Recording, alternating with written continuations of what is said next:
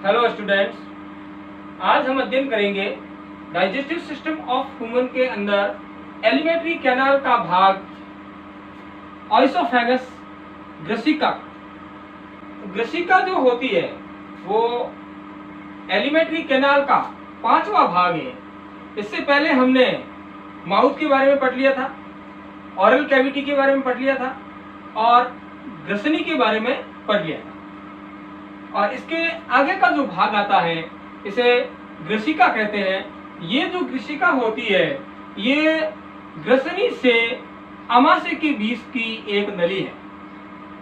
वयस्क मानव के अंदर इसकी लंबाई 25 सेंटीमीटर होती है और इसका कार्य होता है ग्रसनी से निगला हुआ भोजन जो होता है उसको अमाशय के अंदर पहुंचाना। इसके अंदर किसी प्रकार का कोई पाचन नहीं होता है।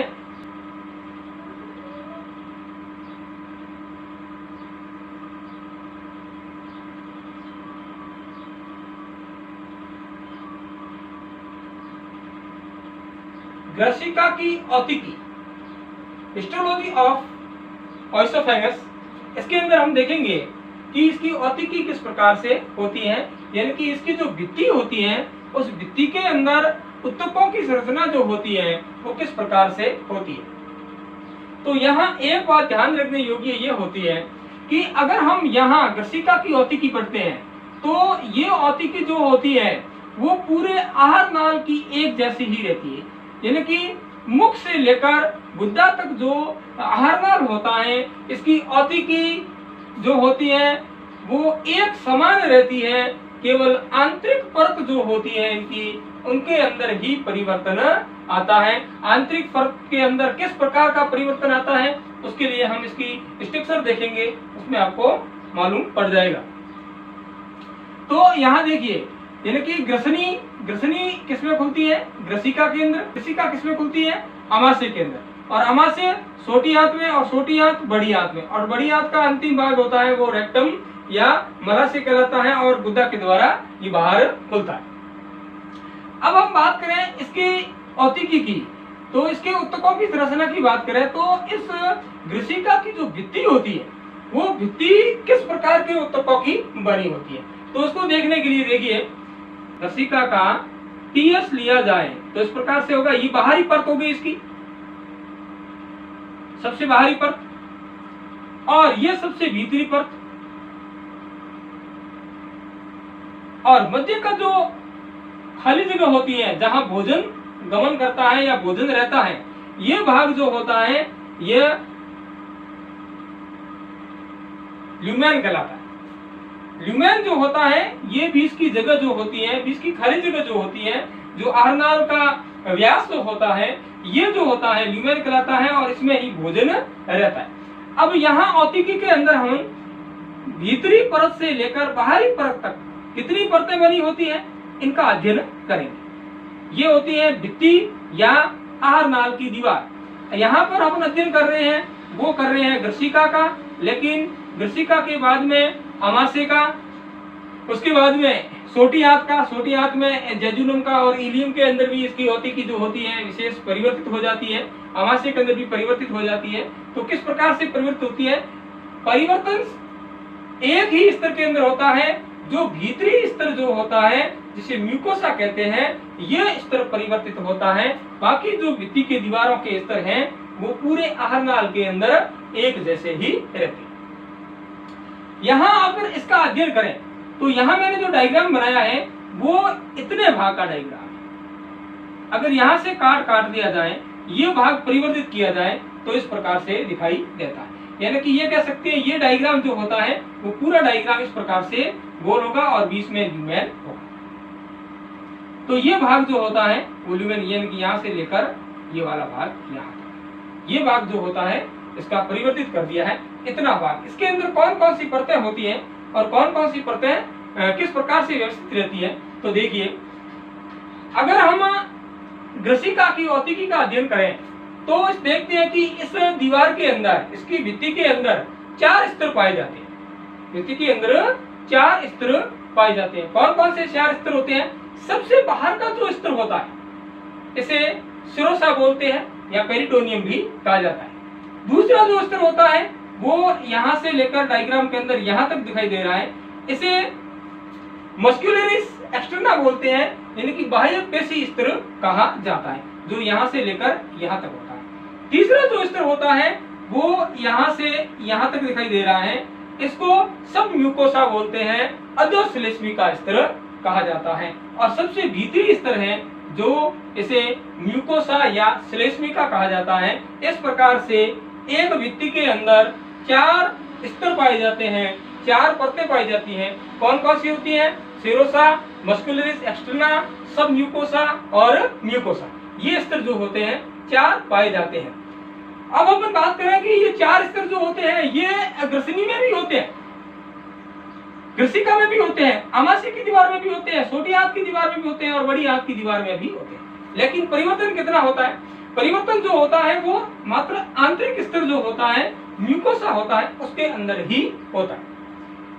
अब यहाँ देखिए, जब म्यूकोसा के बारे में पढ़ेंगे तब बता देंगे कहां पर किस प्रकार का ये होता है। तो हम सबसे पहले ऊपरी स्तर के बारे में अध्ययन करते हैं कि ऊपरी स्तर जो होता है इसका, सबसे बाहरी स्तर जो होता है वो किस प्रकार का होता है। सबसे बाहरी स्तर जो होता है इनका वो क्या कहलाता है? सिरोसा कहलाता है, या पेरिटोनियम भी इसे कहते हैं। पेरिटोनियम, आंतरांगी पेरिटोनियम, यहाँ डायफ्राम जो होता है आमाशय के ऊपर की ओर, उसके नीचे का जो बाहरी स्तर है वो आंतरांग पेरिटोनियम कहलाता है और इसे सिरोसा भी कहते हैं। ये स्तर जो होता है वो संयोजी ऊतक का बना होता है और संयोजी ऊतक का प्रत्यास्थ स्तर होता है, प्रत्यास्थता इसके अंदर पाई जाती है। दूसरा स्तर जो होता है इसे मस्कुलरिस एक्सटर्ना बोलते हैं, यानी कि बाह्य पेशी स्तर बोलते हैं। ये बाह्य पेशी स्तर जो होता है वो देखिए डायग्राम के अंदर, यहां से लेकर यहां तक का जो भाग होता है ये बाह्य पेशी स्तर कहलाता है। ये बाह्य पेशी स्तर जो होता है इसके अंदर 2 प्रकार की पेशियां पाई जाती हैं। सबसे पहले बाहर की ओर जो पेशी होती है इसे लॉन्गिट्यूडिनल मसल्स बोलते हैं, अनुदैर्ध्य पेशी बोलते हैं। कौन सी पेशी बोलते हैं? अनुदैर्ध्य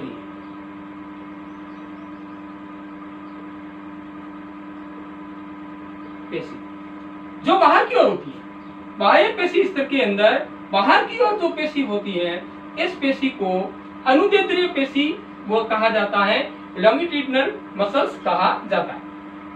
उसके बाद में भीतरी जो पेशी स्तर पाया जाता है इसे सर्कुलर मसल्स कहते हैं, यानी कि वर्तुल पेशी कहा जाता है, वर्तुल पेशी कहा जाता है। ये 2 पेशियां जो होती हैं वो किस स्तर के अंदर पाई जाती हैं? मस्कुलरिस एक्सटर्ना के अंदर पाई जाती है। अब इनका कार्य ये होता है कि ये जो होती है, यानी कि ल्यूमेन के अंदर जो भोजन होता है उस भोजन को मिश्रण करने में ये पेशियां सहायक होती है। और दूसरी बात, भोजन जो होती है उसको आगे धकेलने के अंदर ये पेशियां काम आती है। तो ये कह सकते हैं कि ये पेशियां जो होती हैं वो आहार नाल की गति में सहायक है। आहार नाल के अंदर जो क्रमकुंचन गति होती है वो गति इन पेशियों के द्वारा होती है। वो गति जो होती है वो इन पेशियों के द्वारा होती है। बाहर की ओर जो पेशी होती है और अंदर की ओर पेशी होती है। अब इन पेशियों का नियंत्रण कैसे होता है? इन पेशियों का नियंत्रण कैसे होता है? देखिए, ये पेशियां जो होती है इसके अंदर अरेखित पेशियां होती है, यानी कि इन अरेखित का मतलब होता है अनैच्छिक पेशियां होती है।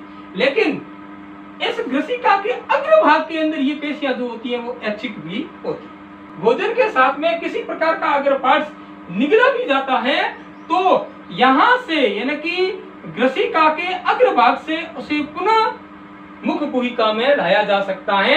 इसकी गति की होती है वो नियंत्रित होती है, इच्छा पर निर्भर करती है। इसलिए यह स्तर जो होता है, जो प्रारंभिक स्तर जो होता है वो ऐच्छिक पेशियों का बना होता है और उसके बाद में ये जो होता है वो अनैच्छिक यानी कि अरेखित पेशियों का बना होता है। अब रेखित पेशियों का कहां बना होता है? देखिए, रेखित पेशियों का स्तर जो होता है एक तो ग्रसनी के अंदर होता है, दूसरा ग्रसिका के अग्रभाग के अंदर रेखित पेशियां होती है। ये दोनों पेशियां जो पेशी स्तर जो होता है वो ऐच्छिक पेशियां बनी होती है। तीसरा होता है गुदा नाल के अंदर। गुदा नाल के अंदर भी यहाँ जो इस स्तर के अंदर जो पेशियां होती हैं वो ऐच्छिक होती हैं, यानी कि रेखित होती है। ऐसा क्यों होता है? देखिए, यहाँ पर भोजन को निगलते समय इसकी गति को नियंत्रित किया जा सकता है। दूसरा, निगला हुआ भोजन ग्रसिका के अग्रभाग में है तो उसे नियंत्रित किया जा सकता है, पुनः वापस मुख गुहा के अंदर लाया जा सकता है। और दूसरी भाग रेक्टम जो होता है, इनके गुदा नाल जो होता है, इनके अंदर ऐसी पेशियां क्यों होती है? इसलिए होती है कि मल को रोका जाता है इच्छा पर, इसलिए यहाँ पर ऐसी पेशियां होती है। तो इन भागों के अंदर ये पेशियां जो होती हैं वो ऐच्छिक होती हैं, और बाकी पूरे आहार नाल के अंदर ये पेशियां जो होती हैं वो अरेखित या अनैच्छिक होती है। अब इन दोनों पेशियों के मध्य एक तंत्रिका का जालक पाया जाता है, एक तंत्रिका का जालक पाया जाता है, और इस जालक को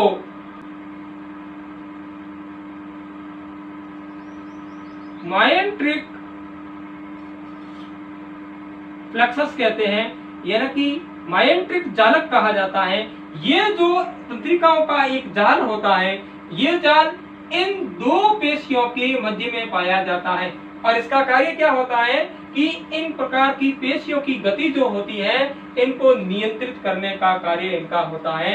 तो ये कह सकते हैं कि मायोट्रिक जालक जो होता है इसका कार्य जो होता है वो आहार नाल की गति को नियंत्रित करना होता है। आहार नाल की गति का नियंत्रण जो होता है इस प्रकार की तंत्रिका जालक के द्वारा होती है, जो अनुदैर्ध्य पेशी और वर्तुल पेशी के मध्य में पाया जाता है, तंत्रिकाओं का एक जालक होता है।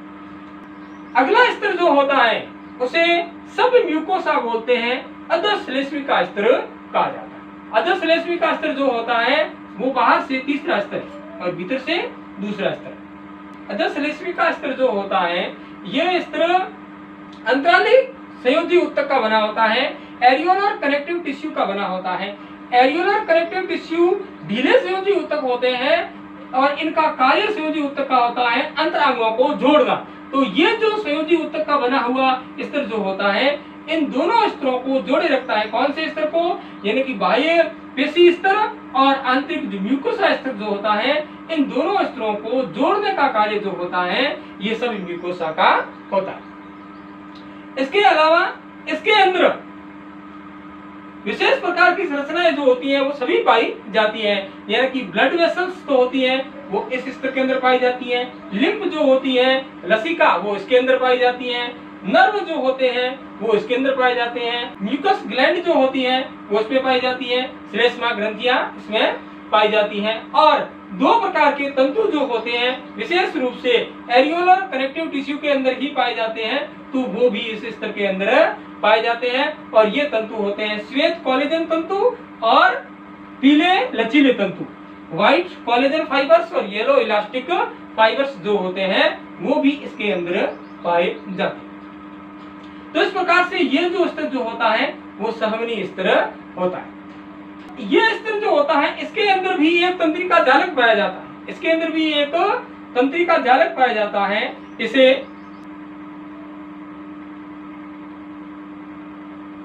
मिशनर जालक, मिशनर फ्लेक्सस कहा जाता है। अब बात आती है अंतिम स्तर की। सबसे भीतरी स्तर जो होता है वो किस प्रकार का स्तर होता है?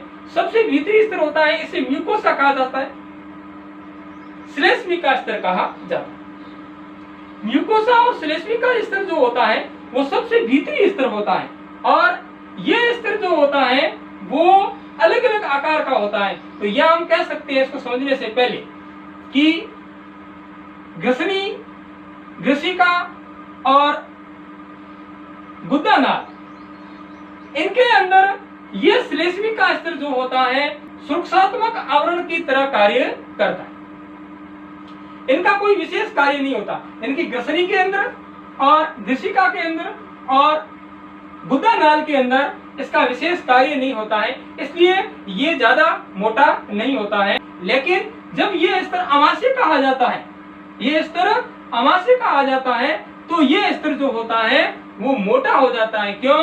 क्योंकि ये स्तर जो होता है इसका कार्य जो हो जाता है वो स्त्रावण का हो जाता है। ये गैस्ट्रिक जूस का स्त्रावण करता है, ये श्लेष्मा का स्त्रावण करता है। इस प्रकार से स्त्रावण का कार्य हो जाने के कारण ये स्तर जो होता है अमाशय के अंदर जो म्यूकोसा स्तर जो होता है वो मोटा हो जाता है। क्यों मोटा होता है? क्योंकि इसका स्त्रावण का कार्य बढ़ जाता है। बाकी के अंदर इसका कार्य जो होता है वो सुरक्षा का होता है, और जबकि अमाशय के अंदर इसका कार्य जो होता है वो स्त्रावण का हो जाता है। इसलिए ये स्तर जो होता है अमाशय के अंदर मोटा हो जाता है।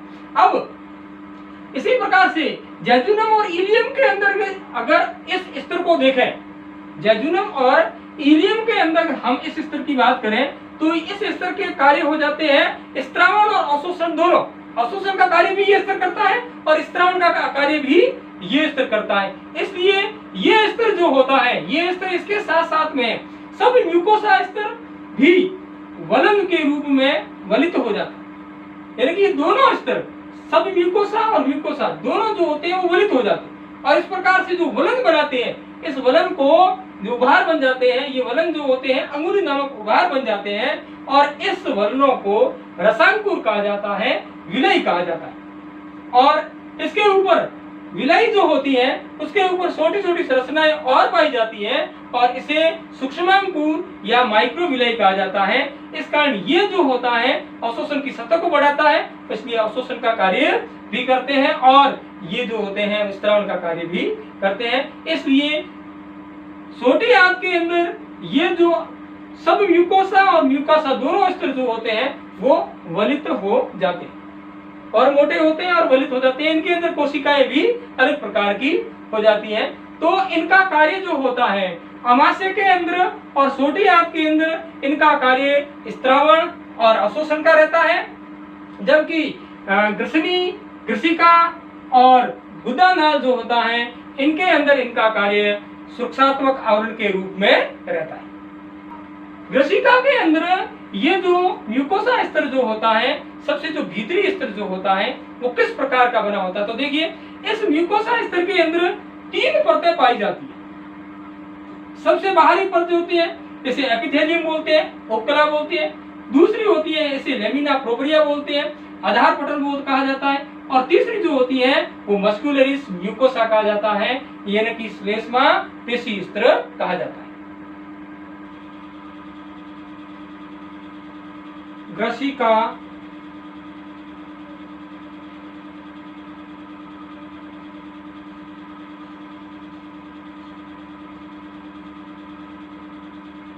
ओएसोफेगस क्या होता है इसमें? सबसे पहला पॉइंट, मानव आहार नाल में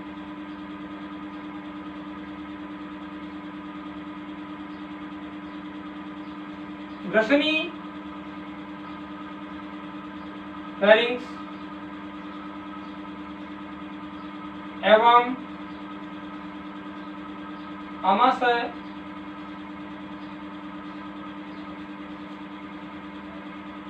स्टोमस के बीच की नली ग्रसिका कहलाती है।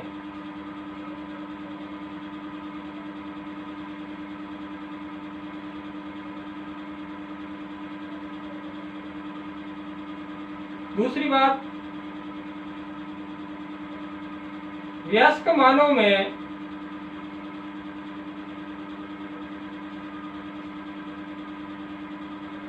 इसकी लंबाई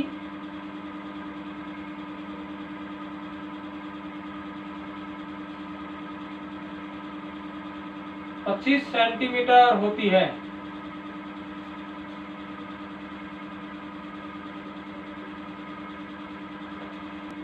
ग्रसिका में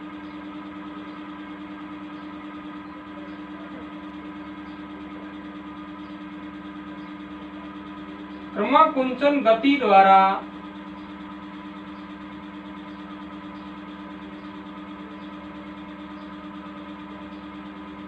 भोजन ग्रसनी से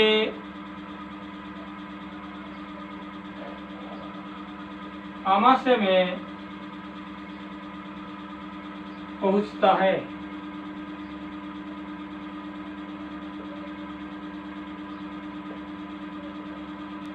ग्रसिका की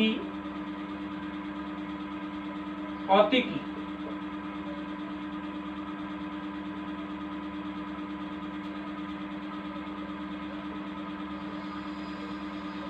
हिस्टोलॉजी ऑफ ओएसोफेगस। एक नंबर, ग्रसिका की भित्ति में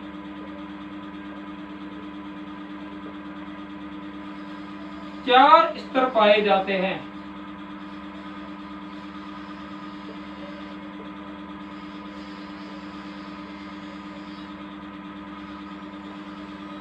एक नंबर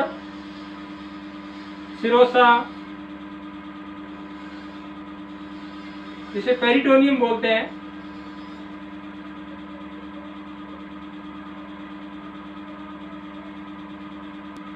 दूसरा बाह्य पेशी स्तर,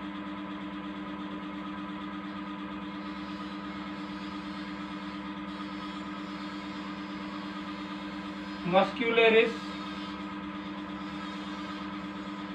एक्सटर्ना। तीसरा अधः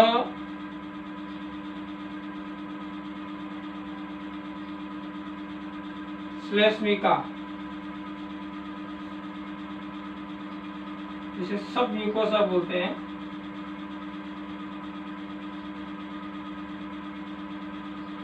चार नंबर श्लेष्मिका, जिसे म्यूकोसा कहा जाता है। एक नंबर सिरोसा,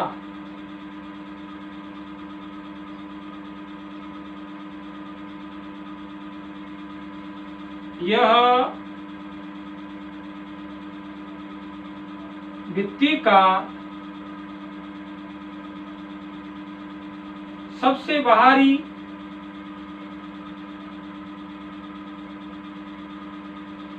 स्तर है।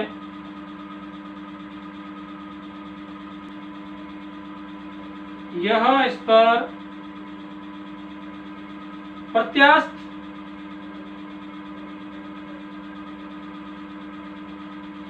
संयोजी उत्तक का बना होता है।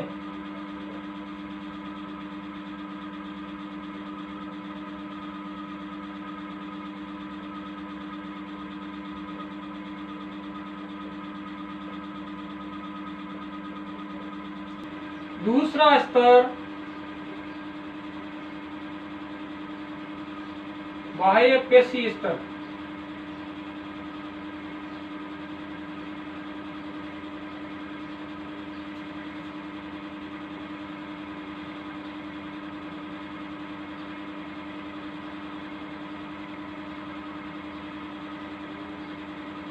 मस्कुलरिस एक्सटर्ना,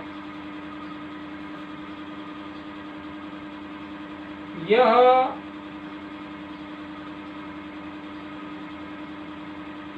ग्रसिका के भित्ति का बाहर से भीतर की ओर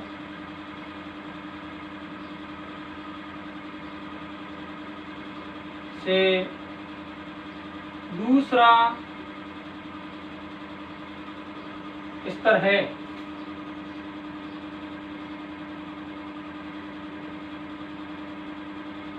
दो नंबर, यह स्तर दो प्रकार की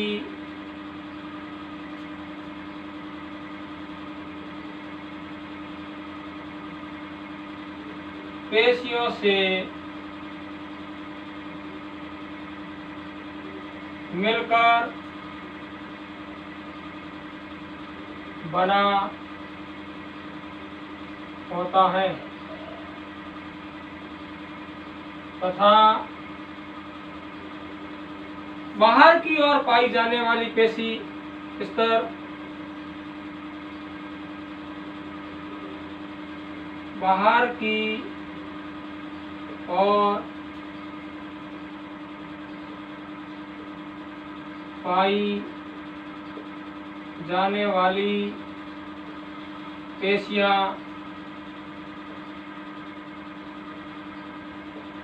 अनुदैर्ध्य पेशियां कहलाती है। अनुदैर्ध्य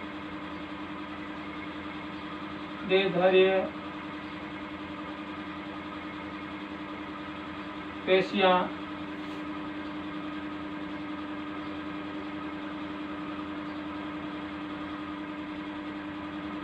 longitudinal muscles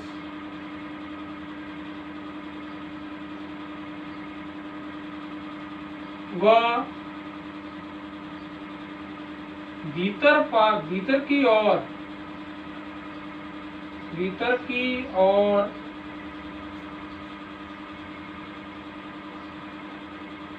पाई जाने वाली पेशियां वर्तुल पेशियां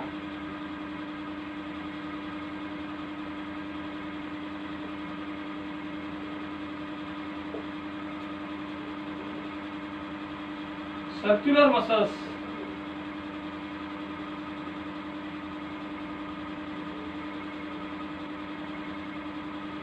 कहलाती है।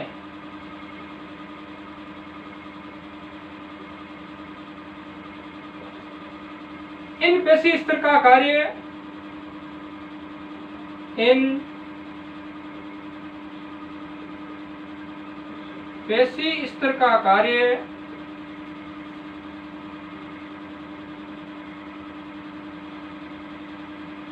आहार नाल की गति नियंत्रण करना होता है।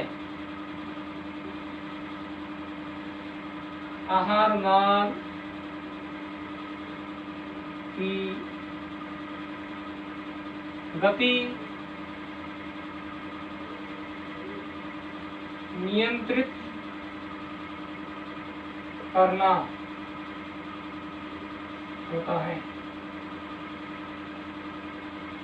इनका कार्य पेशी स्तर का ये होता है आहार नाल की गति को नियंत्रित करना, क्योंकि आहार नाल के अंदर जो क्रमांकन की गति होती है वो इन्हीं पेशियों के द्वारा होती है।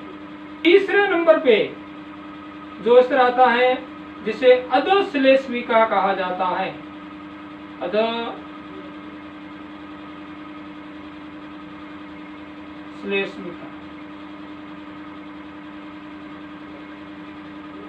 सब म्यूकोसा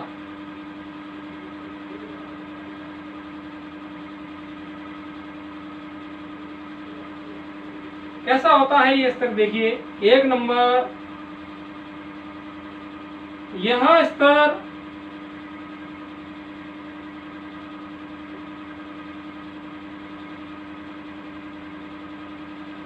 बाहर से भीतर की ओर से तीसरा स्तर है।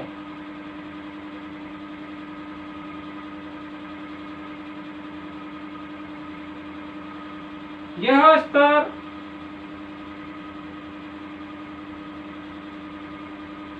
अत्यधिक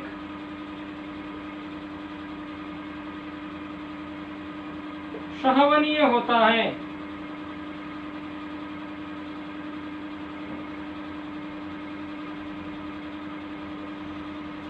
इस स्तर में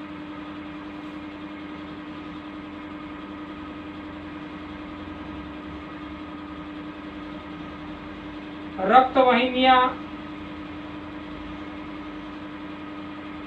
ब्लड वेसल्स, तंत्रिकाएं,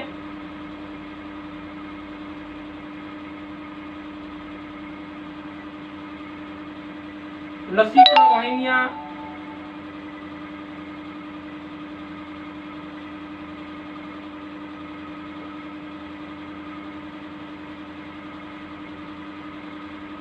श्वेत,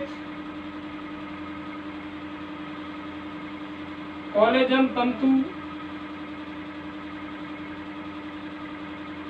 व्हाइट कोलेजन फाइबर, पीले लचीले तंतु, येलो इलास्टिक फाइबर एवं श्लेष्मा ग्रंथियां, श्लेष्मा ग्रंथियां पाई जाती है।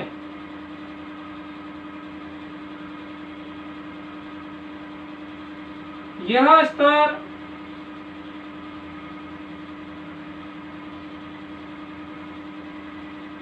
अंतराली संयोजी ऊतक का बना होता है।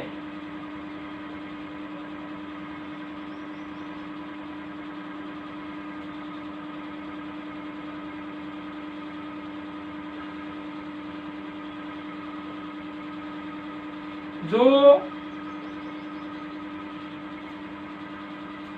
बाह्य पेशी स्तर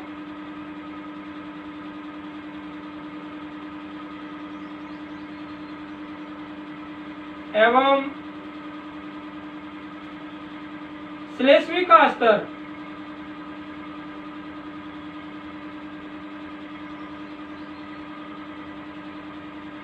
को जोड़े रखता है।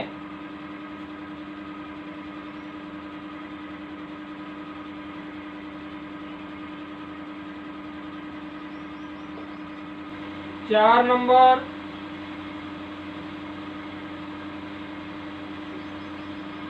श्लेष्मिका, इसे म्यूकोसा बोलते हैं।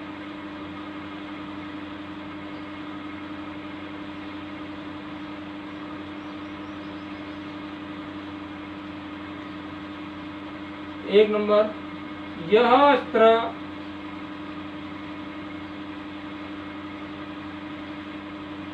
ग्रसिका के भित्ति का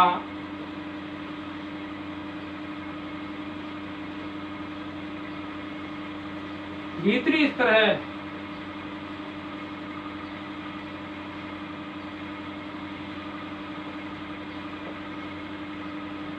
दूसरी बात, यह स्तर 3 स्तरों से मिलकर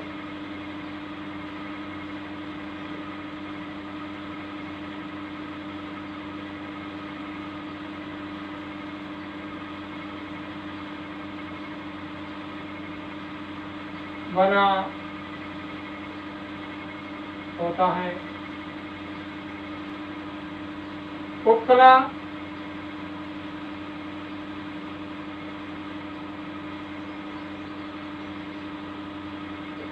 एपिथेलियम,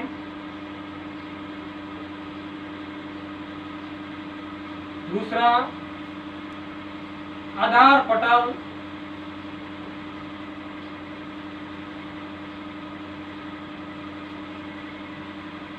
जिसे लैमिना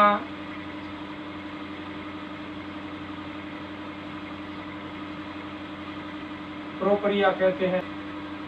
तीसरा श्लेष्मिका पेशी, श्लेष्मिका पेशी, जिसे मस्क्यूलेरिस म्यूकोसा कहा जाता है। इन तीनों स्तरों से मिलकर ये बना होता है। इस स्तर की उपकला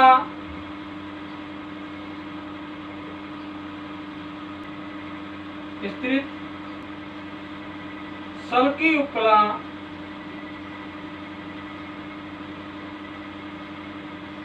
होती है।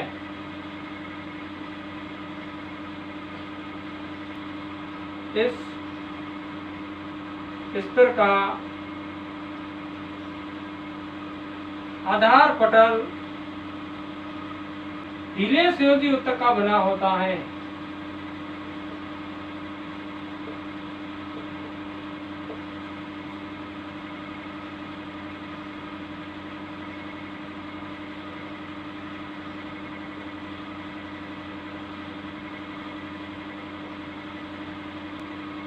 इसकी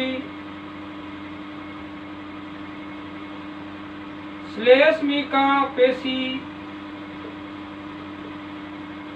में श्लेष्मा ग्रंथियां पाई जाती है।